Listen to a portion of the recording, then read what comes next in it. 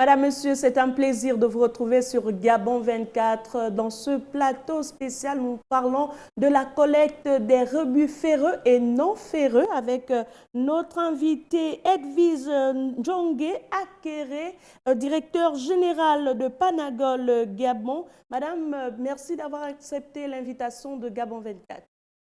Bien, madame, c'est moi qui vous remercie. C'est un honneur pour moi d'être présente sur ce plateau. Alors, petite anecdote, vous êtes la première femme au Gabon à exercer dans ce domaine. Alors, peut-être nous raconter où est parti le déclic pour en arriver là. Je vous remercie.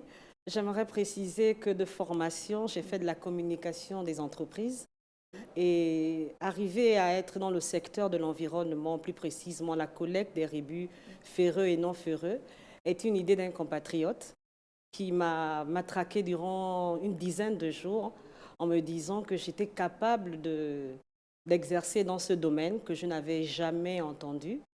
Et c'est M. Arnaud Steve Dianga qui m'a dit que j'étais capable d'accéder dans ce secteur. Et lorsque j'ai commencé à faire la recherche, à bouquiner au départ et aller sur le terrain, que ce soit à Libreville, que ce soit à Port-Gentil, premier constat, madame, c'est que j'ai constaté que le secteur était entre les mains rien que des Ouest-Africains. Nous allons y revenir.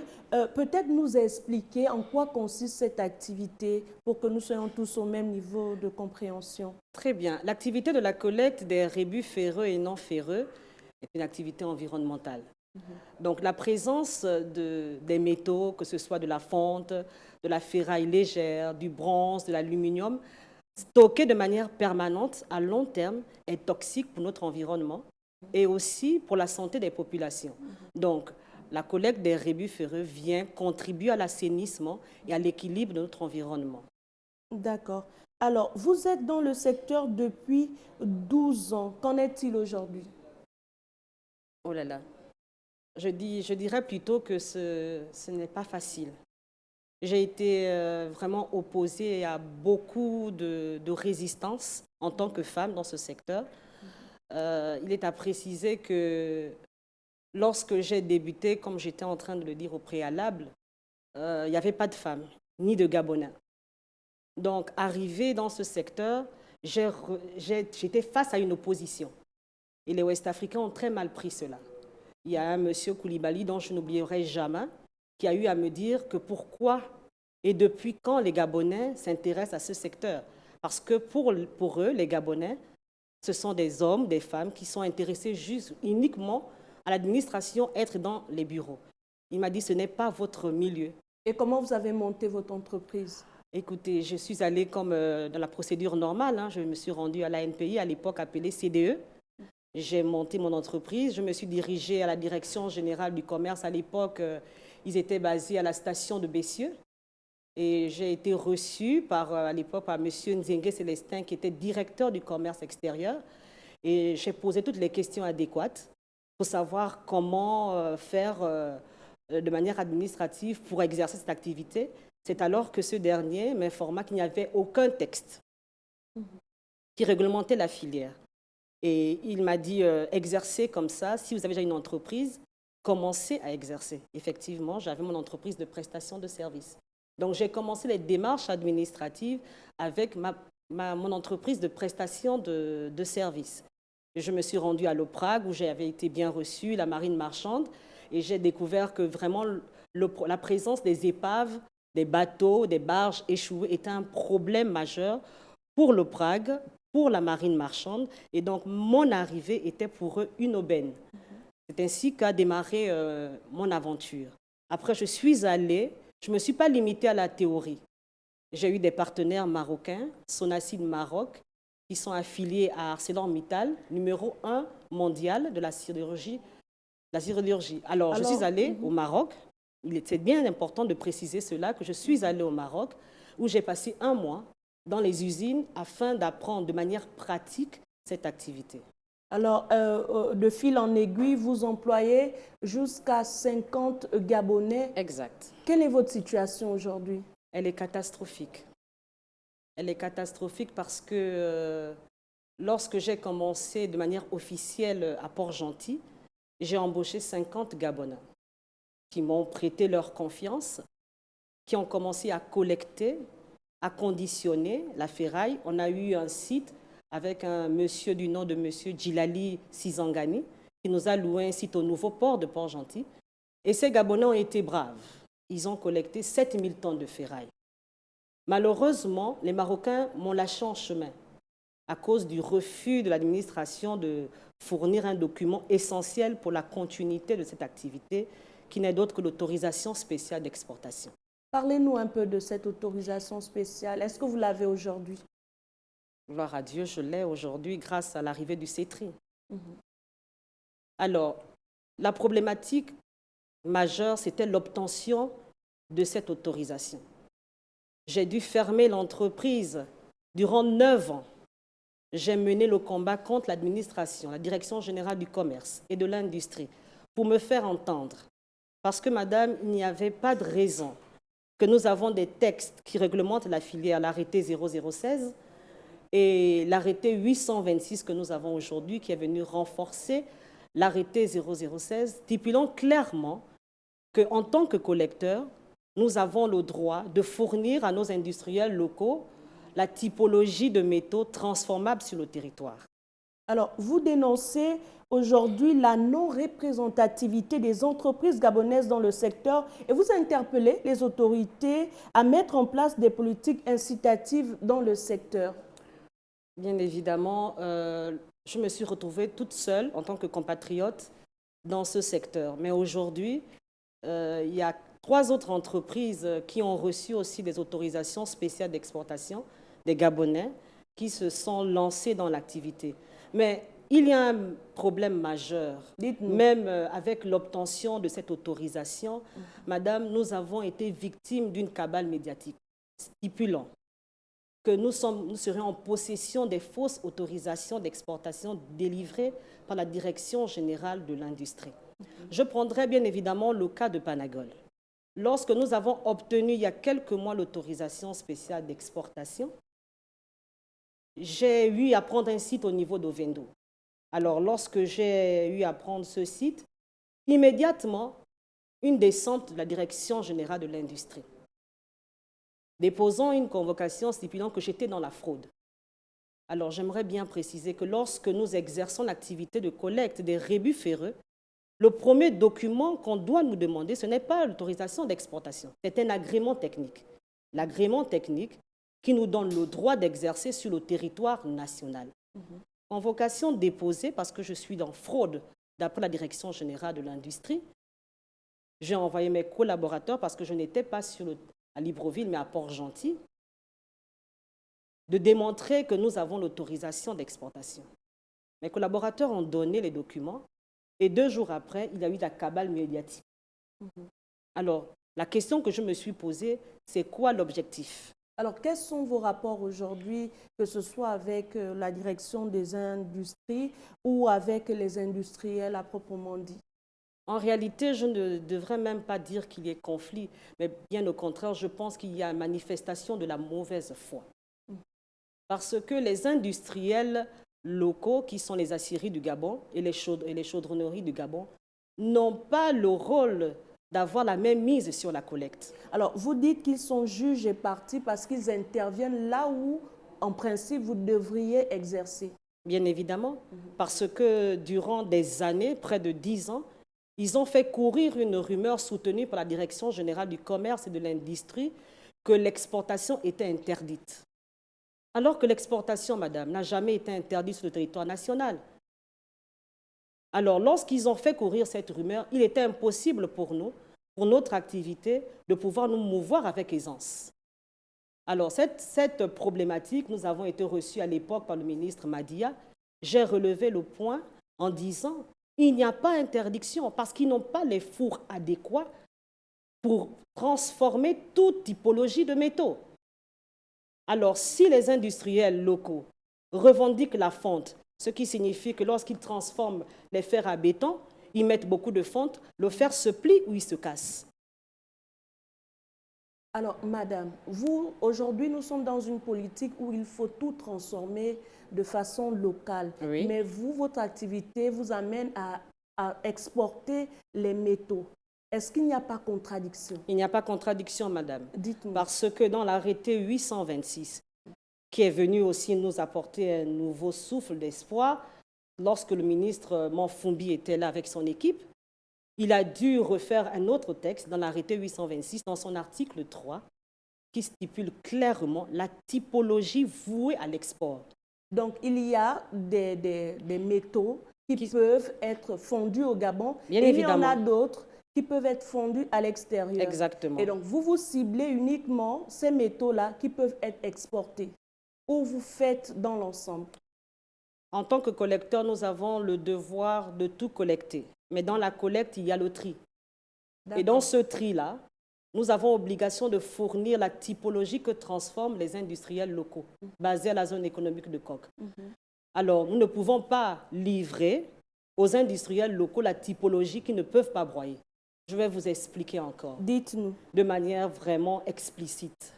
Je suis venue avec les Marocains au Gabon. Nous sommes allés à la zone économique de Coq. Et les Marocains ont eu à dire clairement aux industriels locaux lors de notre visite qu'il est impossible pour nous de venir installer une usine à la zone économique de Coq. Pourquoi?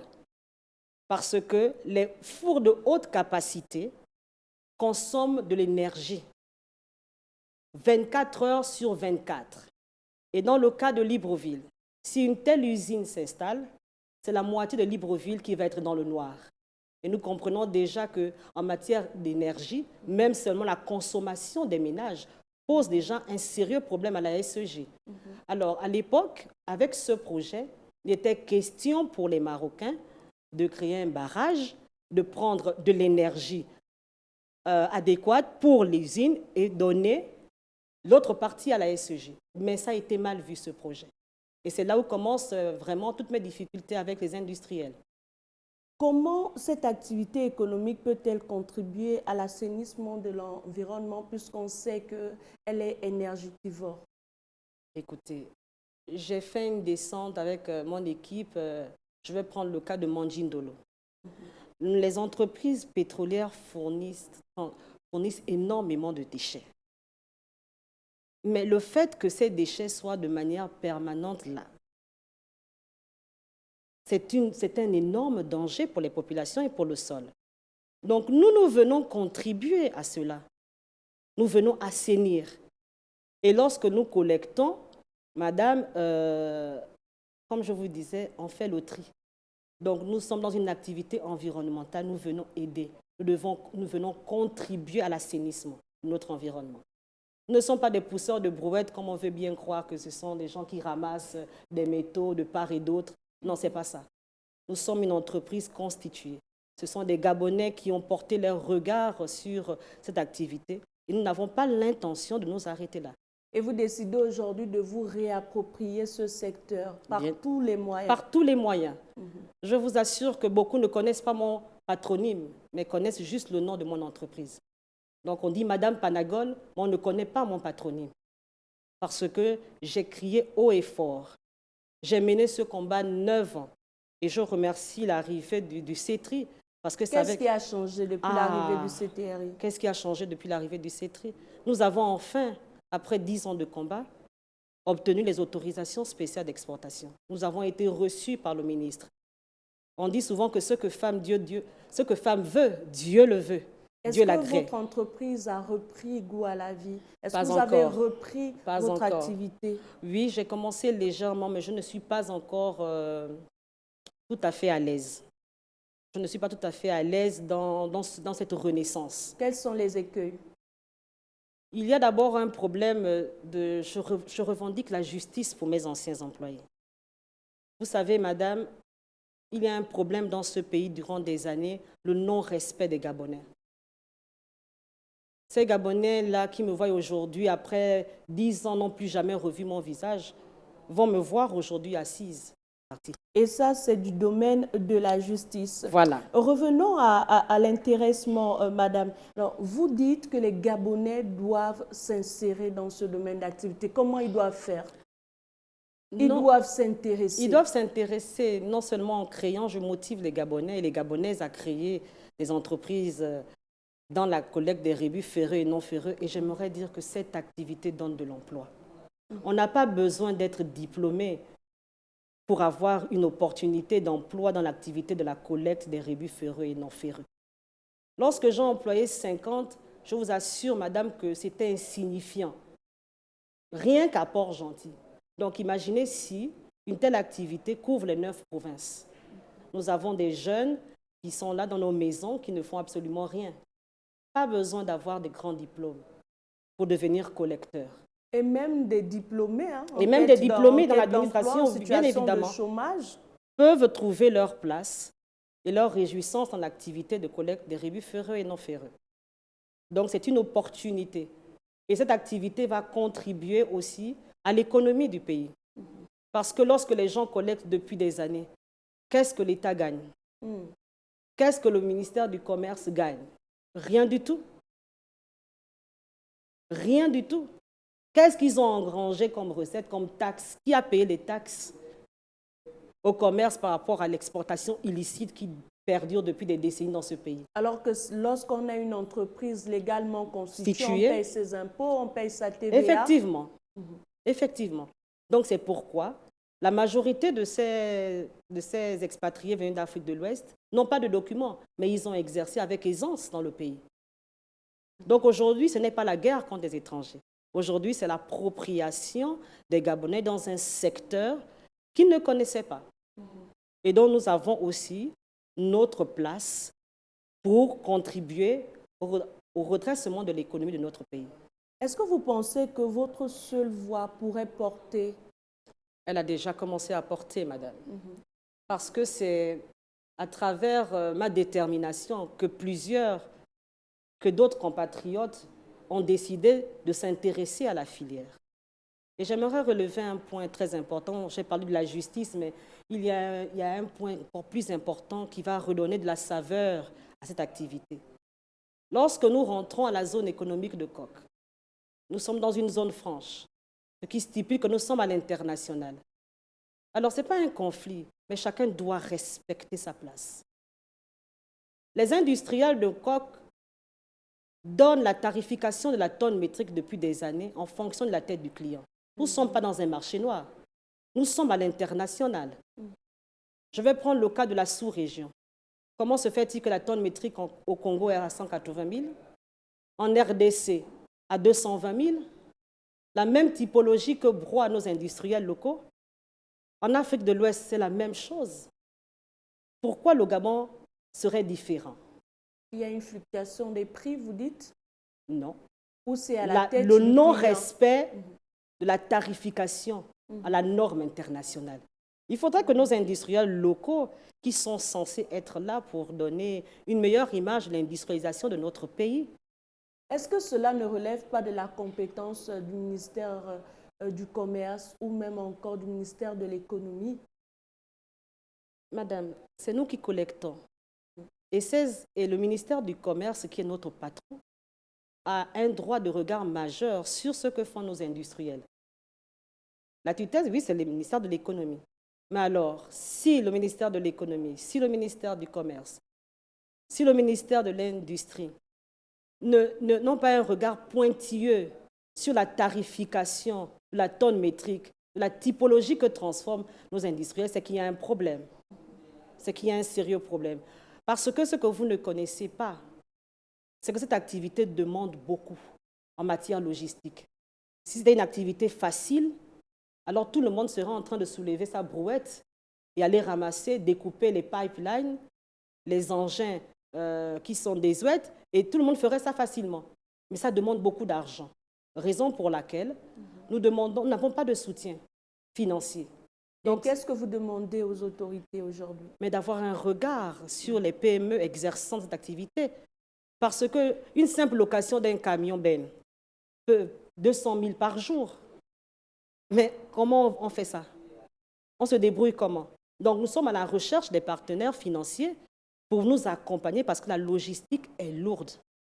Si je dois aller m'installer à Mandjindolo, mais il y a des camions Ben, il y a des engins qu'il faut louer, il y a des engins qui coûtent 500 000, 300 000 le jour, madame. Donc, on fait ça comment? Puisque personne ne nous accompagne. Madame, vous aurez tout à l'heure votre mot de fin puisque nous sommes arrivés à la fin de cette émission. Quelle est votre conclusion? J'aimerais tout simplement d'abord rendre grâce à Dieu parce que sans Dieu, madame, on ne peut rien faire. Comme dit mon leader, nous sommes dans une nouvelle ère. Et dans cette nouvelle ère-là, nous devons nous approprier d'abord notre identité. Si nous avons jadis été écrasés, c'est parce que nous-mêmes, les Gabonais, nous n'avons pas su rehausser notre propre identité ni aimer ce pays. Donc j'interpelle le président de la transition à avoir un regard sur notre activité. J'interpelle le Premier ministre d'avoir un regard sur cette activité. Et je remercie le ministre du Commerce et le directeur général du Commerce parce que ces deux femmes ont eu le courage de nous délivrer des autorisations spéciales d'exportation qui étaient un interdit dans ce pays. Et nous avons eu vraiment un grain d'espoir. Il y a aujourd'hui 4 entreprises gabonaises qui ont bénéficié de ces autorisations spéciales d'exportation. Nous sommes la première expérience dans cette activité et nous voulons bien faire. Et nous voulons être accompagnés. Nous voulons un suivi, un regard. Et nous avons le devoir aussi d'employer des Gabonais. Parce que c'est une activité où l'emploi est vraiment immense. Dans chaque province, une seule entreprise peut se retrouver avec une centaine d'employés. Donc nous sommes 4 aujourd'hui à avoir l'autorisation spéciale d'exportation. Nous devons mieux nous organiser pour offrir de l'emploi aux Gabonais. Merci à vous, Madame Edwige Ndjongue Akere, directeur général de Panagol Gabon. Vous exercez dans la collecte des rebuts ferreux et non ferreux. Merci à vous, chers téléspectateurs, de nous avoir suivis. Nous parlions des rebuts ferreux et non ferreux sur Gabon 24. À bientôt.